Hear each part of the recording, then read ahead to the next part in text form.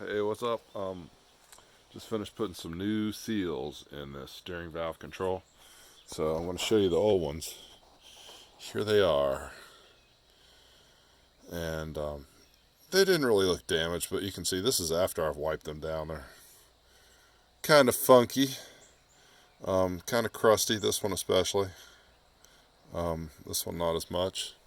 But I put two new seals in there, 8M 4445.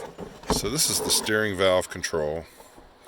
Let's see, on the machine, these valves would be on your left side of the machine if you're seated on the machine facing forward, and this assembly would be to the rear of the machine. So this is all on top of the bevel gear cover, and then it has piping from here that goes over to the left clutch, piping on the other side that goes to the right clutch, and this whole thing just mounts flush to the bevel gear case. And then these are your clutch linkages that go to the dash. So what I replaced was right here and right here, these two seals. And I don't know, in 53 years since 1969, since this machine was made, if it had these caps pulled, and there's a steel circlip in there, a steel spring, and you just fish it out with a screwdriver or a sharp pick or something like that. And I'll see if I can point to it right there. I don't know if you can see that little ridge right there. And it just has a ridge that it sits in, and same on the other one.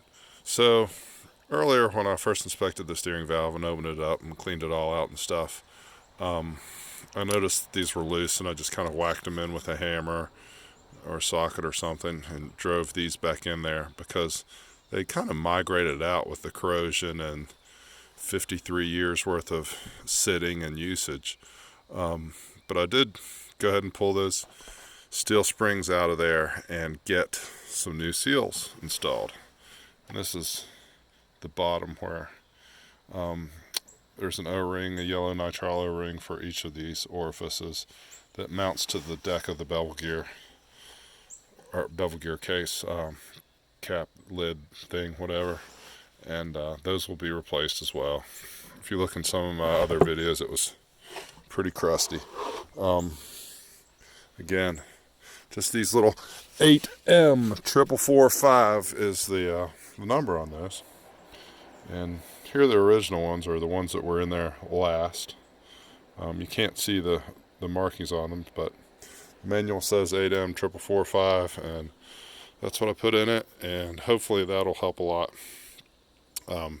Maybe that was some of my problem, but anyway, after 53 years or so, it's definitely time for replacing those seals. Although they didn't really look bad, they're just a little funky and crusty in there, and had sort of migrated out the back end of the machine there, and